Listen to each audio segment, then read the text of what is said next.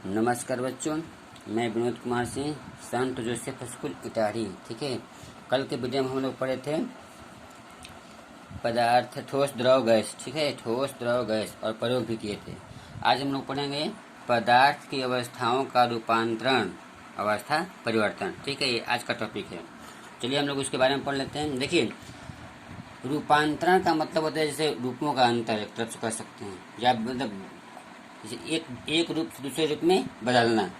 ठोस है तो ठोस को द्रव में बदल देना, या द्रव को गैस में बदल देना, ये सब जो क्या कहलाता है, रूपांतरण। तो हमको पदार्थ की अवस्थाएं के बारे में जानना है। ठीक है, हम किसी भी पदार्थ को एक ही अवस्था में देखते हैं, चाहे वो ठोस हो, चाहे द्रव हो या चाहे गैस हो। ठीक है, पदार्थ की जो तीन अवस्था होती है, हम एक बार में कह रहे हैं कि किसी भी पदार्थ की एक ही अवस्था को हम लोग देखते हैं। ठीक है, ठोस अवस्था में लोहा को देखते हैं, द्रव अवस्था में जल को देखते हैं, और गैस अवस्था में हवा को। ठोस में मान लीजिए लोहा हो जाएगा, ठोस अवस्था में लोहा, द्रव अवस्था में तो जल है, ये है, दूध है, केरोसिन तेल है, ये सब, और गैस अवस्था में हवा है। ठीक है, चाहे जो हम गैस लेते हैं ना, ऑक्सीजन, ये सब। ठीक है, परंतु किसी भी पदार्थ की एक ही निश्चित अवस्था नहीं होती है। ठीक है, किसी भी पदार्थ की एक ही अवस्था नहीं होती है। ठीक है, जैसे हम देखिए, एक ही पदार्थ के अलग अलग तीन अवस्थाओं में भी हो सकता है। ठीक है, कोई ऐसा पदार्थ है जो तीन अवस्था में हो सकता है। जैसे देखिए, हमारा एक जल है। ठीक है, जल को प्रायः तीन अवस्था में हम लोग देख सकते हैं। पहला हमारा हो जाएगा बर्फ। देखते हैं, बर्फ होता है, जब पिघल जाता है तो जल बन जाता है। ठीक है, पहला अवस्था हो जाएगा बर्फ। दूसरा अवस्था हो जाएगा हमारा जल, वो तो जल पहले से ही द्रव अवस्था में है। और तीसरा अवस्था है गैस। ठीक है, तो गैस कैसे होता है, देखिए, वाष्प होता है गैसीय अवस्था में, बर्फ होता है ठोस अवस्था में, जल होता है द्रव अवस्था में, तथा वाष्प होता है गैस अवस्था में। जैसे हम लोग खाना वाना बनाते हैं यार, तो जैसे उसमें से देखते हैं, ढक्कन जब उसके ऊपर रखते हैं तो उसके अंदर पानी की बूंदे आती है। वो क्या होता है कि पानी जैसे गैस बनकर ऊपर आता है, भाप। ठीक है, गर्म करने पर बर्फ ठोस अवस्था से द्रव अवस्था में बदल जाता है। गर्म करने पर जो बर्फ होता है, ये बर्फ हमारा है, जब पिघलेगा तो क्या हो जाएगा, द्रव अवस्था में हो जाएगा। ठंडा करने पर यह पुनः बर्फ में ही बदल जाता है। इसी प्रकार जल को अगर हम गर्म करेंगे तो गैसीय अवस्था में बदल जाता है। ठीक है, यदि इस भाप को किसी ठंडे पात्र का मतलब होता है बर्तन, के संपर्क में लाया जाए तो यह पुनः जल में बदल जाता है। ठीक है, तो इस देखिए, जो रूपांतरण है हमारा, जो अवस्था रूपांतरण है, इसकी परिभाषा बन जाएगा कि पदार्थ की एक अवस्था से दूसरी अवस्था में बदलने की प्रक्रिया।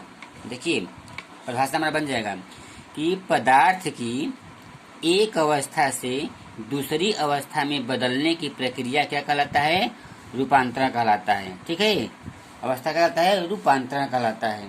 ये ध्यान दीजिएगा, एक अवस्था से दूसरी अवस्था में, चाहे जो भी हो पदार्थ, ठीक है, बदलने की प्रक्रिया क्या कहलाता है, रूपांतरण। ठीक है, रूपांतरण कहलाता है। ठोस अवस्था का द्रव। अब देखिए, अगला परिभाषा है कि जब ठोस अवस्था में कोई वस्तु है और वह परिवर्तन होकर द्रव अवस्था में चला जाता है, यानी कि हम कह सकते हैं कि ठोस अवस्था का द्रव अवस्था में परिवर्तन गलन कहलाता है। ठोस अवस्था का क्या बोलते हैं, द्रव अवस्था में परिवर्तन, मतलब कोई वस्तु ठोस है, अगर द्रव में परिवर्तित हो जाए तो वह गलन कहलाती है। ठीक है, क्या कहलाती है, गलन। याद कर लीजिए, किताब में दिया भी है। और एक चीज आगे, लेकिन जब द्रव अवस्था है ठोस अवस्था में बदल जाए तो क्या कहलाएगा, हिमायन। क्या कहलाएगा, हिमायन। देखिए, अंतर थोड़ा सा है। ठोस है, अगर वो द्रव में हो जाता है तो गलन हो जाता है, लेकिन यही द्रव अगर फिर पुनः ठोस में आता है तो हिमायन कहलाता है। क्या कहलाता है, हिमायन। दोनों को बदल देंगे, अदला बदली करेंगे तो एक में ठोस द्रव होगा तो गलन होगा, और द्रव ठोस होगा तो हिमायन होगा। ये परिभाषा आप लोग याद कर लीजिएगा। ठीक है, इसी तरह एक और परिभाषा है, अगर द्रव अवस्था गैस अवस्था में परिवर्तित हो जाए अगर कोई द्रव है, अगर वो गैस अवस्था में परिवर्तित हो जाए तो वो वाष्पन कहलाती है। ठीक है, द्रव से गैसीय अवस्था में परिवर्तन होना वाष्पन कहलाता है। क्या कहलाता है? वाष्पन कहलाता है। लेकिन गैसीय अवस्था से द्रव अवस्था में परिवर्तित होना द्रवण कहलाता है। ठीक है, देखिए दोनों उल्टा है। ठोस है, ठोस जो है अगर द्रव में परिवर्तित हो जाता है तो क्या कहलाता है? गलन कहला जाता है। ठोस है अगर द्रव में हो जाता है तो गलन, अगर द्रव है ठोस में हो जाता है तो क्या? हिमायन। उसी तरह द्रव से अगर गैस अवस्था हो जाए तो वाष्पन, द्रव से अगर गैस अवस्था हो जाए तो वाष्पन, अगर गैस से द्रव अवस्था हो जाता है तो द्रवण कहलाता है। ठीक है, देखिए आपको किताब में फिगर भी दिया है, ये सब फिगर है। ठीक है, आगे चलते हैं हम लोग। पदार्थ का आयतन, क्या पढ़ेंगे हम लोग? पदार्थ का आयतन। चलिए हम उसको बता देते हैं, पदार्थ का आयतन क्या होता है। देखिए आयतन जो होता है ना, बता देते हैं आप लोग आयतन क्या होता है। प्रत्येक पदार्थ, देखिए यहाँ अगला टॉपिक हमारा है पदार्थ का आयतन। ठीक है, देखिए प्रत्येक पदार्थ चाहे वो ठोस अवस्था में हो, द्रव अवस्था में हो या गैस अवस्था में हो, ये क्या करता है? स्थान घेरता है। क्या करता है? स्थान घेरता है। ठीक है, अब इसका परिभाषा बन जाएगा कि पदार्थ जितना स्थान घेरता है, पदार्थ जितना स्थान घेरता है उस स्थान की माप को हम पदार्थ का आयतन कहते हैं। जैसे किताब में फिगर दिया है, ये देखिए 5 लीटर का बर्तन है, इसमें क्या आएगा? 5 लीटर का पानी, 5 लीटर पानी आएगा।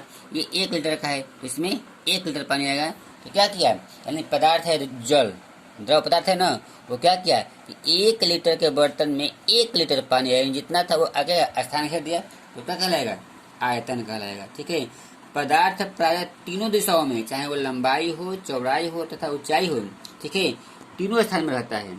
इसीलिए किसी भी पदार्थ का आयताकार का आयतन ज्ञात करने के लिए उसकी लंबाई, चौड़ाई तथा ऊंचाई ज्ञात की जाती है।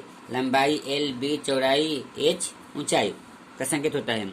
ठीक है, लंबाई, चौड़ाई या ऊंचाई का गुणनफल, देखिए इनका और इनका तीनों का गुणनफल ये क्या कहलाता है? आयतन। किसका?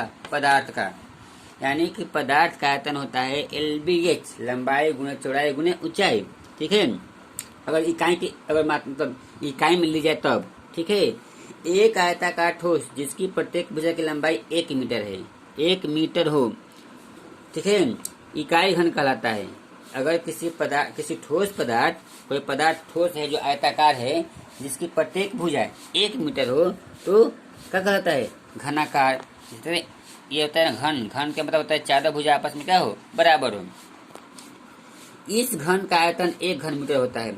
आयतन को मापने की छोटी इकाई घन सेंटीमीटर, आयतन को मापने की सबसे छोटी इकाई घन सेंटीमीटर, घन डेसीमीटर और घन मिलीमीटर। ध्यान दीजिएगा, सबसे छोटी इकाई होता है घन सेंटीमीटर, घन मिलीमीटर, ठीक है, और घन डेसीमीटर। आप लोग गणित में पढ़े होंगे, मिलीमीटर, सेंटीमीटर, डेसीमीटर क्या होता है? 6 सेंटीमीटर का 1 मीटर होता है। ठीक है, किसी द्रव, चाहे वो दूध हो या चाहे द्रव मिट्टी का तेल हो या कोई और चीज हो, को नापने के लिए निश्चित आयतन के विशेष बर्तन का प्रयोग किया जाता है। जब कोई द्रव किसी बर्तन में भरा जाता है, ठीक है, जब कोई द्रव होता है किसी बर्तन में भरा जाता है तो बर्तन के भीतर का पूरा स्थान क्या कर लेता है? घेर लेता है। जैसे देख लीजिए बर्तन है, इसमें अगर भरा जाएगा पानी 5 लीटर तो इसके अंदर वाला जो सतह होगा वो पानी से क्या हो जाएगा? भर जाएगा। ठीक है, घेर लेता है। वास्तव में बर्तन का यह भीतरी स्थान उस द्रव का आयतन ही होता है। ठीक है, क्या होता है? आयतन होता है। किसी द्रव का आयतन नापने की इकाई लीटर होती है या मिलीमीटर होती है अथवा घन सेंटीमीटर होती है। ठीक है, 1 लीटर बराबर 1000 मिलीलीटर होता है। देख लीजिए 1000 लीटर, 1 लीटर, ठीक है, 1 लीटर बराबर 1000 मिलीलीटर होता है। क्या होता है? मिलीलीटर, याद कर लीजिएगा। 1 लीटर बराबर 1000 मिलीलीटर होता है। आएगा सवाल कभी तो आप वो बना लीजिएगा। मापक बर्तन बेलनाकार अथवा शंकुकार होता है। ठीक है, देखिए ये जो है बेलनाकार है या शंकुआकार होता है। इन पर मिलीमीटर अथवा घन सेंटीमीटर के अंक चिन्हित होते हैं। ठीक है, तो ये था आज का वीडियो। आगे हम लोग इसी के बारे में पढ़ेंगे। ठीक है, हम उम्मीद करते हैं कि वीडियो पसंद आया होगा। तो आज के लिए इतना ही, धन्यवाद।